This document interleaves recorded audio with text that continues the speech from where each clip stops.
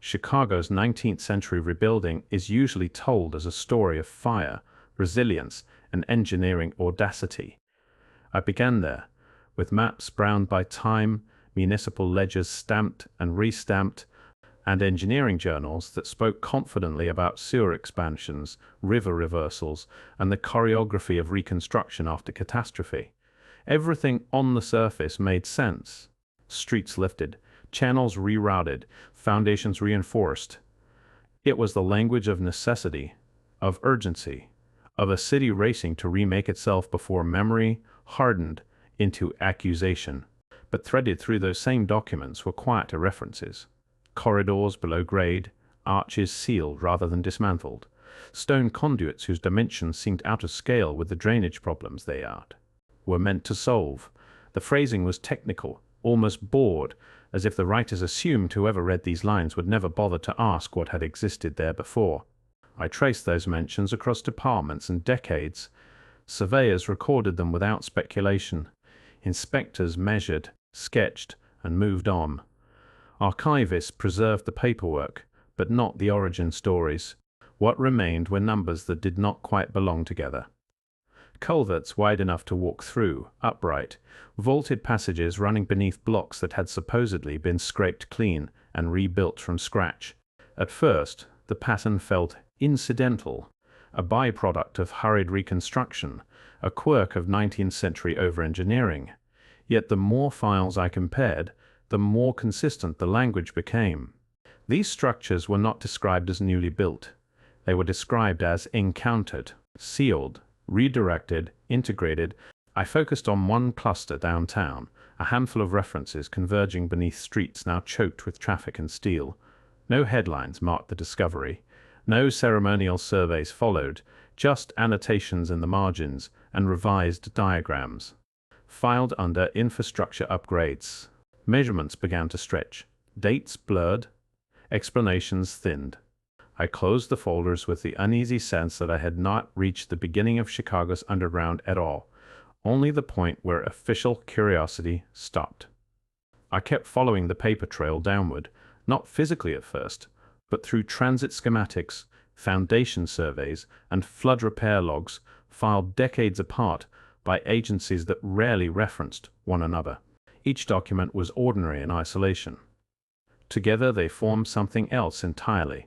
Bricked-off waterways beneath subway extensions, inverted foundations exposed during elevator shaft drilling, tunnels encountered and rerouted rather than removed. Measurements began to repeat, widths too generous for runoff, vaults tall enough to swallow scaffolding, arches that distributed weight in ways unnecessary for temporary drainage, yet ideal for sustained hydraulic flow. The masonry styles shifted from block to block but shared the same priorities: load, longevity, redundancy. These were not hurried afterthoughts. They were systems. Permits acknowledged their presence without explaining their origin. Diagrams labeled them simply as existing conduits.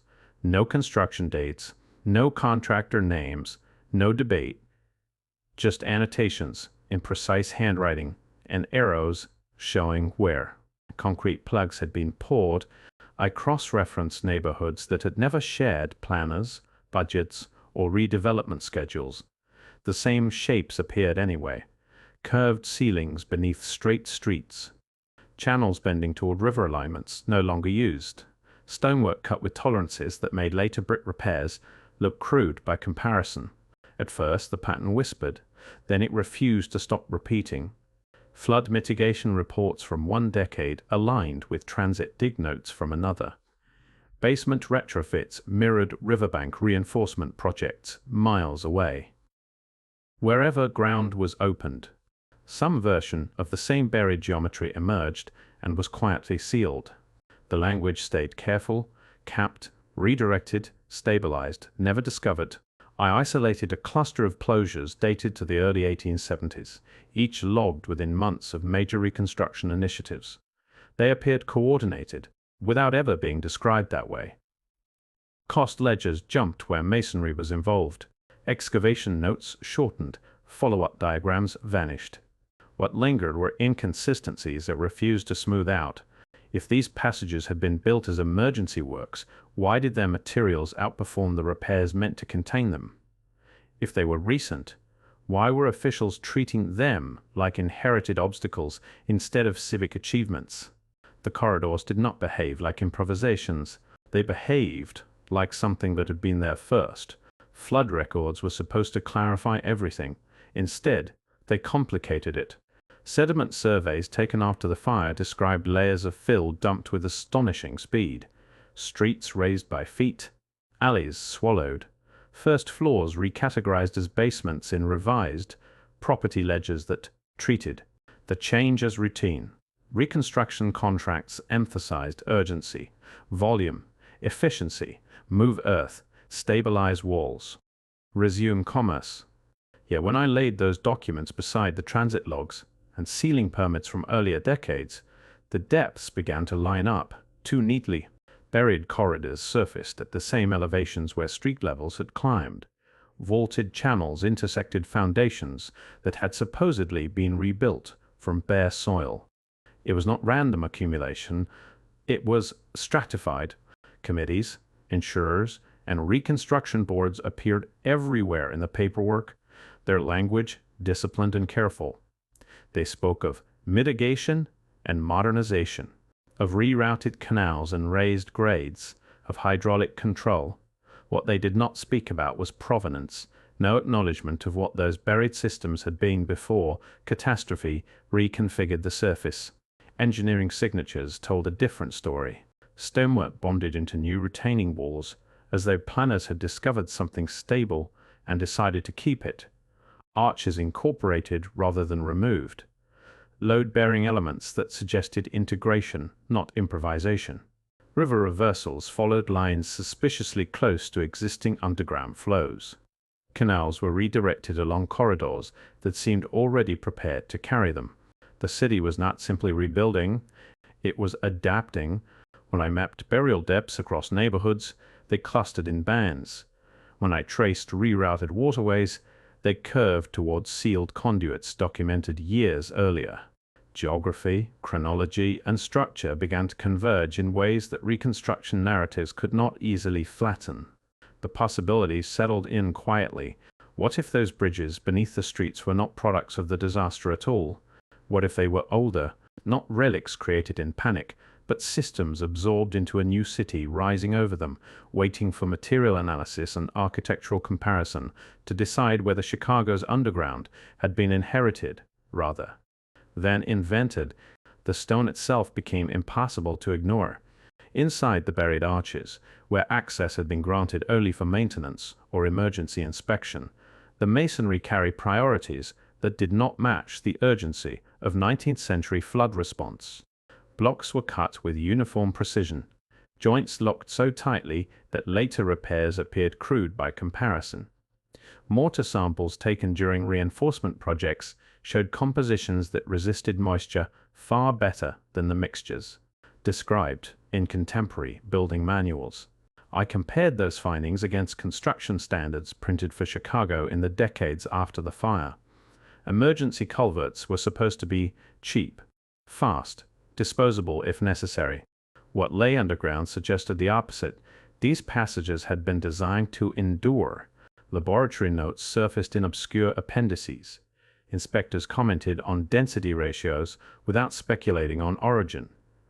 Engineers recalculated load tolerances, then stopped short of asking why those tolerances were so high in the first place.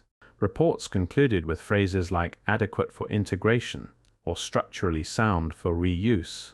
Reuse. Tool marks told their own story. Chisel patterns inconsistent with rushed quarrying. Stone faces dressed to accept pressure from above, not simply channel runoff beneath a street. Load-bearing curves echoed canal bridges documented far from the Midwest, in places shaped by hydraulic traditions that predated Chicago entirely. The alignment was unsettling. I traced similar forms across distant cities and older waterways, finding parallels that suggested continuity rather than coincidence. Nothing in the paperwork declared a connection. Nothing denied it either. What troubled me most were the details officials chose not to preserve. Several arches had been filled with concrete rather than stabilized for future access. Side channels disappeared behind retaining walls erected after reconstruction, stabilized neighborhoods. The closure orders clustered in years when budgets relaxed and long-term planning resumed, not during moments of crisis. The timing felt deliberate, though never explained. If these systems had been discovered accidentally during rebuilding, why entomb them once the city had recovered? Why not study them? Why not document them fully?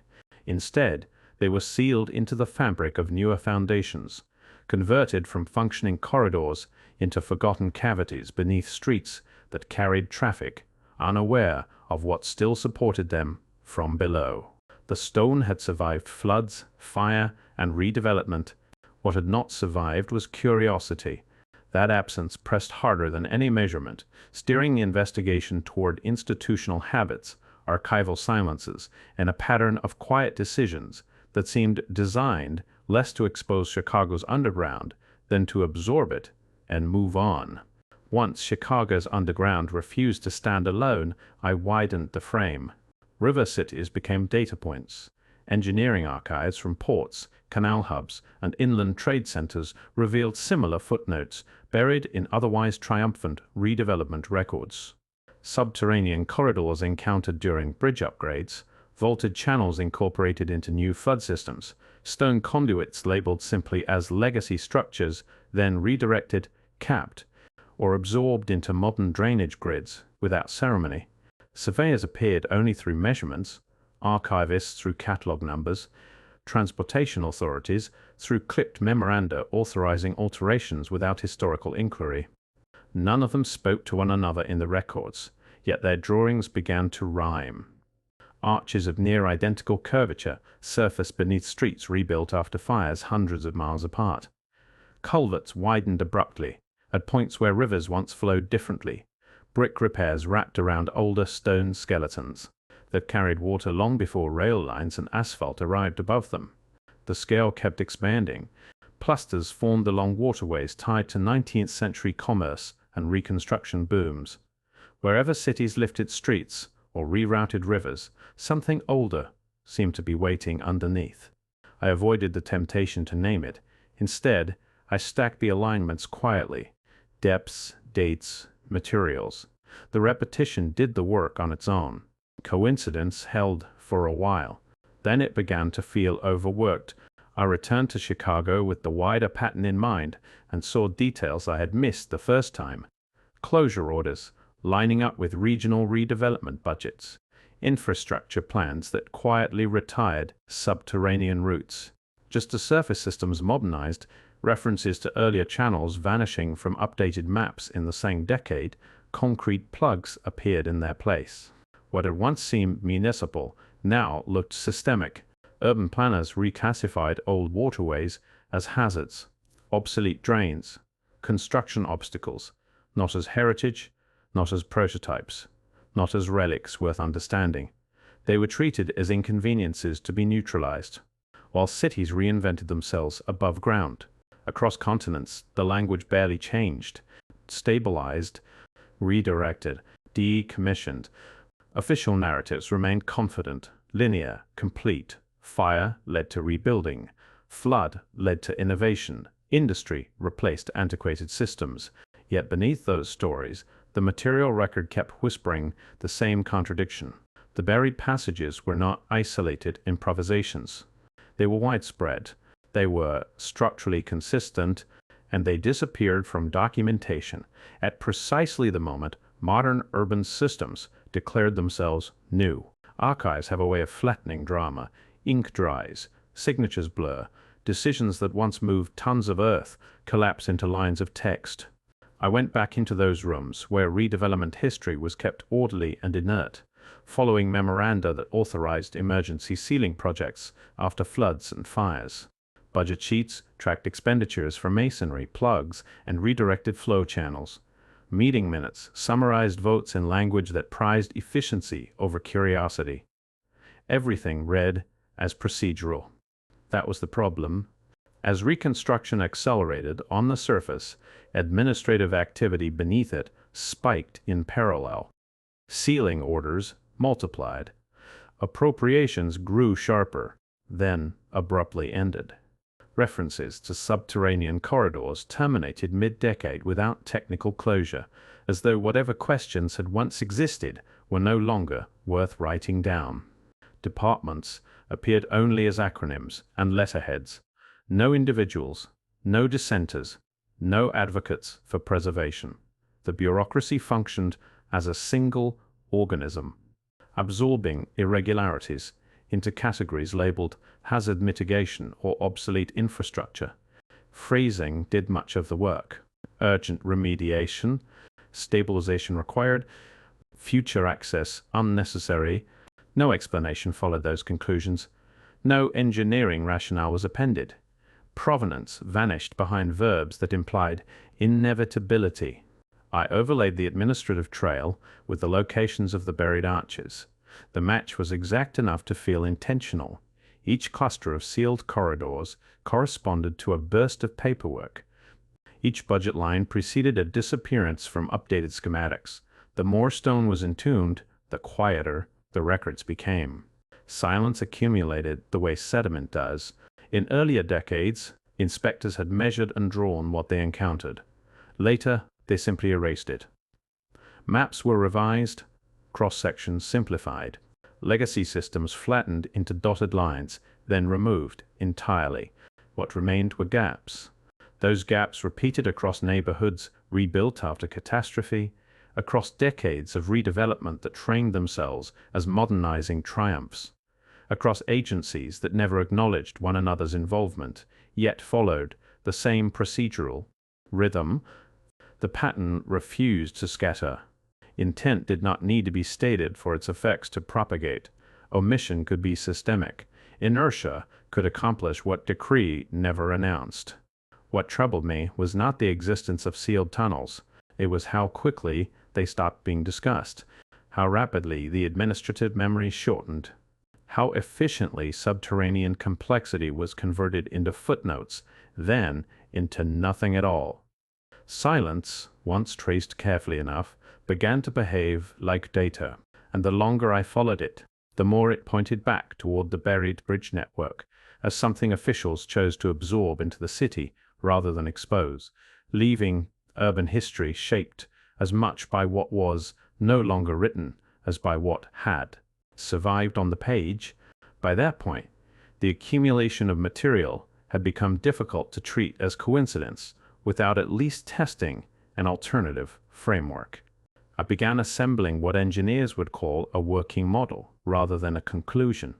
Not a story about origins, not a declaration of lost civilizations, but a provisional structure for thinking about what the evidence was already implying.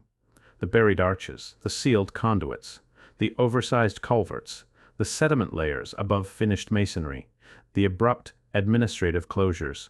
Taken individually, each could be dismissed as the residue of improvisation.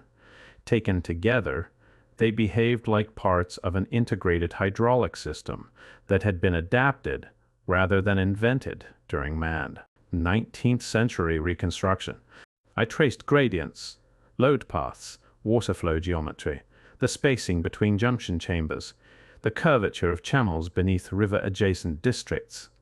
Those forms did not read like emergency works.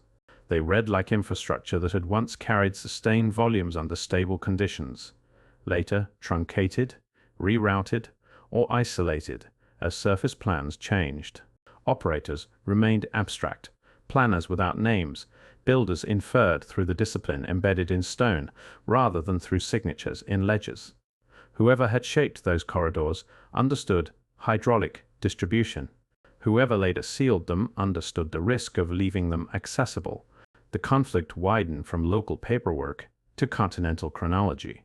When I compared Chicago's subterranean alignments with buried canals documented elsewhere, similar ratios appeared: span to channel width, fault thickness to sediment load, junction spacing in river cities that had never coordinated their 19th century rebuilding campaigns. The geometry traveled even when the records did not. I kept the model deliberately fragile. It allowed for revision, for dismantling, for the possibility that some links would fail under closer measurement. But it insisted on one thing. The engineering questions were no longer peripheral. They were central. Why had so many of these corridors already existed when reconstruction crews encountered them? Why had sealing, rather than excavation or preservation, become the default response once surface grids stabilized? Why did closure orders arrive only after budgets normalized and civic urgency faded? The framework did not resolve those questions. It sharpened them. Curiosity had been replaced by something colder, a recognition that the built environment was contradicting the timeline attached to it, that systems beneath multiple cities obeyed logics no official narrative bothered to trace. I noted the limits of the hypothesis in the margins, gaps in data, sites still unexamined, materials awaiting laboratory comparison, but the pattern had crossed the threshold where ignoring it felt less disciplined than pursuing it. What came next would not be speculation. It would be motive. It would be erasure, and whether the record had been rewritten deliberately, gradually, or simply allowed to decay once its usefulness expired. Those questions waited ahead, unresolved, tightening the investigation without yet demanding certainty. The model held in suspension until further cities, further surveys, and further buried corridors either reinforced it or tore it apart. By then, the buried systems had stopped feeling like anomalies and begun to resemble absences that had been engineered into the record. I turned back toward the flood narratives themselves, rereading official summaries that framed catastrophe as rupture rather than encounter. Water surged, streets collapsed, crews rebuilt. The arc repeated across decades with mechanical regularity. Yet the documents rarely lingered on what reconstruction workers found before they poured new fill or capped underground flows. The subterranean layer existed only as an inconvenience to be neutralized. After hundreds of pages of reports, a pattern emerged that was harder to quantify than masonry thickness or arch curvature. It was what no longer appeared. Whole conduits vanished between editions of municipal plans. Baseline surveys quietly simplified. Later textbooks condensed reconstruction into triumphal abstraction, removing references to pre-existing channels that earlier engineers had drawn in meticulous cross-section. The absence propagated forward, copied and recopied until omission hardened into orthodoxy. Departments dissolved into language, committees authorized, boards approved, agencies coordinated. Responsibility became grammatical rather than human, distributed across verbs that implied consensus without authorship. The longer I tracked the edits, the more deliberate they felt in sequence, if not in declaration. Why were certain systems described carefully in early filings and not at all a generation later? Why did sealing orders appear without follow-up evaluations? Why did redevelopment manuals teach planners to treat buried stoneworks as disposable hazards rather than historical assets? The questions arrived only after the evidence had done its work. They did not accuse, they lingered. Chicago began to read less like an isolated curiosity and more like a laboratory for a process that could scale outward. If such emissions could stabilize here, under one of the most intensively documented rebuildings in North America, what else had been normalized elsewhere through repetition rather than decree? Memory and infrastructure no longer aligned. One preserved only what the other permitted. What unsettled me was not that decisions had been made after disaster. It was that those decisions had left so little trace of debate, so little residue of uncertainty, so few indications that alternatives had ever been considered. The city above continued to grow confident.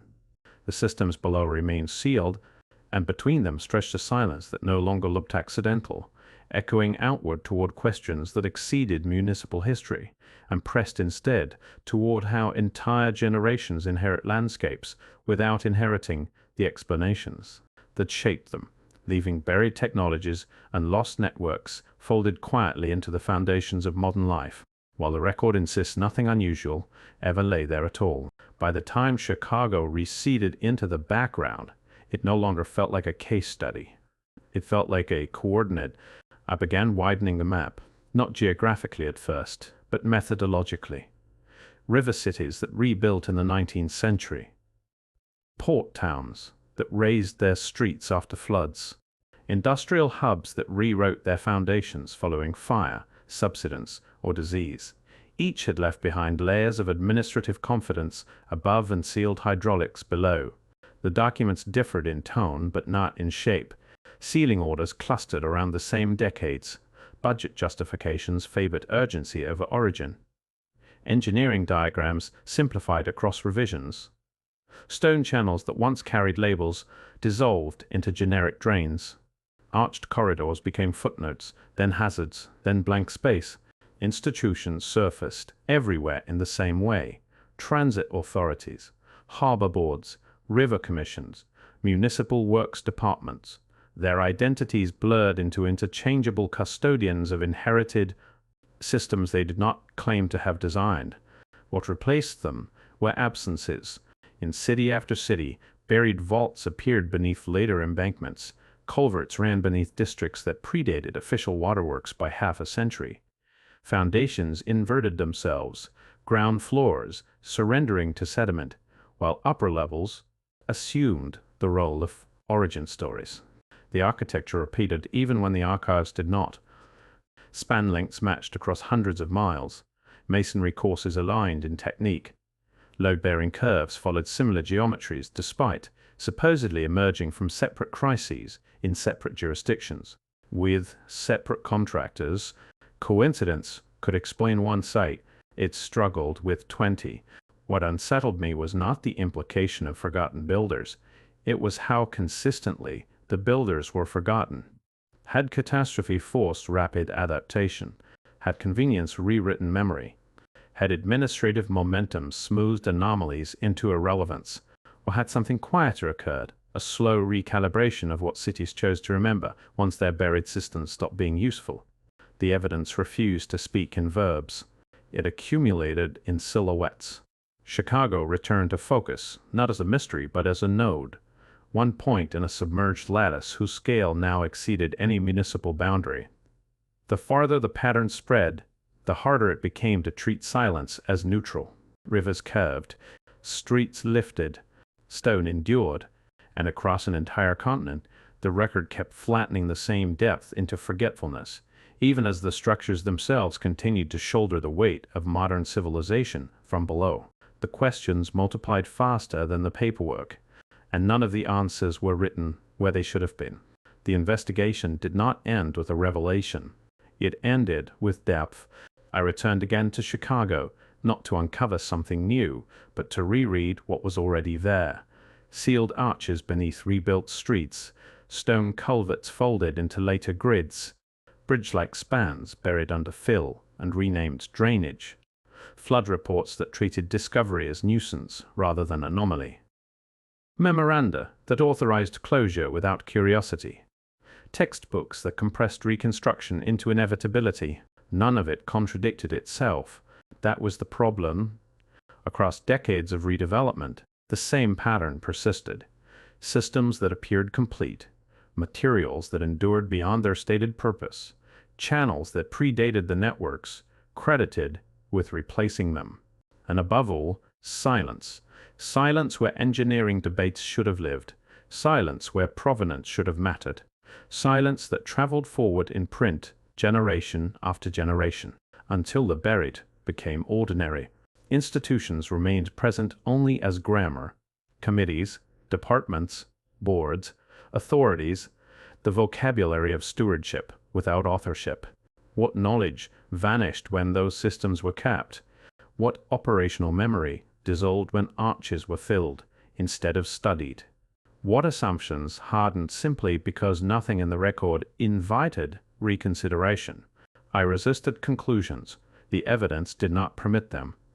It permitted unease. What remained was not a story of discovery, but of inheritance. Cities resting on infrastructures whose origins had blurred into utility. Networks absorbed into the earth and into language at the same time. Questions displaced by redevelopment schedules and budget lines until curiosity itself became impractical. The buried corridor still existed. The paperwork insisted they did not matter. Between those two facts stretched a space large enough for doubt to settle permanently. The investigation stopped not because the pattern ended, but because the archive did, and beyond that edge lay only continuation. Other cities, other rivers, other foundations built over systems no longer discussed, other silences waiting for someone patient enough to treat absence as data rather than inconvenience. The unanswered debts remained, not as proof, as invitation.